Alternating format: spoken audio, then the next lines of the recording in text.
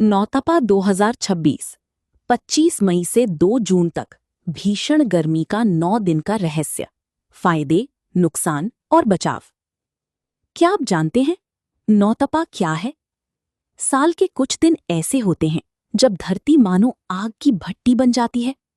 सूर्य की किरणें सीधे पृथ्वी पर पड़ती हैं और शुरू होता है नौतपा। हिंदू पंचांग के अनुसार जब सूर्यदेव रोहिणी नक्षत्र में प्रवेश करते हैं तब नौतपा की शुरुआत होती है।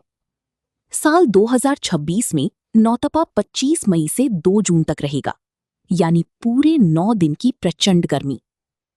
नौतपा को केवल गर्मी का समय नहीं, बल्कि प्रकृति के संतुलन का एक महत्वपूर्ण चरण माना गया है। इसी से जुड़ी एक पुरानी लोक कहावत बहुत प्रसिद्ध है। श्लोक, अगर न तपे तो क्या होता है?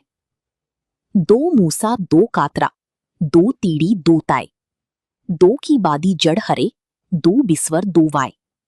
इस कहावत का अर्थ है कि नौतपा के दौरान अगर लू नहीं चले तो प्रकृति का संतुलन बिगड़ सकता है।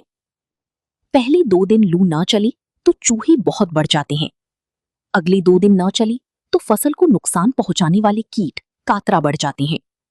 तीसरे चरण में टिड्डियों के अंडे नष्ट नहीं होते। चौथे चरण में रोग फैलाने वाले जीवाणु खत्म नहीं होते।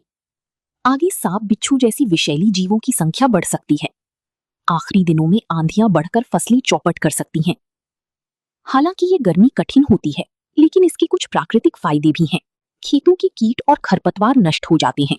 चूहे, सांप और बिच्छू जैसी जीवों की संख्या नियंत्रित होती है। अच्छी गर्मी से मानसून के लिए बादल बनने में मदद मिलती है। मिट्टी की उर्वरता और बैक्टीरिया संतुलित होते हैं। लेकिन इसका सबसे बड़ा असर इंसानों और जानवरों पर पड़ता है। डिहाइड्रेशन और लू लगना, पानी की भारी कमी, हीट स्ट्रोक का खतरा, जानवरों और पक्षियों के लिए संकट। क्या खाएं और क्या करें? नौतपा में शरीर को ठंडा रखना बेहद जरूरी है। नारियल पानी, नींबू पानी, छाछ, तरबूज, खीरा, ककड़ी पहने। हल्के और सूती कपड़े पहने। सुबह सूर्यदेव को जल अर्पित करें। कुछ गलत आदतें आपकी सेहत बिगाड़ सकती हैं। दोपहर में बाहर ना निकलें। खाली पेट धूप में ना जाएं। तला भुना और मसालेदार भोजन से बचें। बंद गाड़ी में बच्चों को ना छोड़ें। कहा जाता है कि अगर नौतपा में लू नहीं चलती तो इसका असर फसल और प्रकृति पर भी पड़ता है। इसीलिए इसे प्राकृतिक संतुलन का समय माना जाता है। नौतपा डरने के लिए नहीं, समझने के लिए है। सावधानी रखिए, पानी पीते रहिए और प्रकृति का सम्मान कीजिए।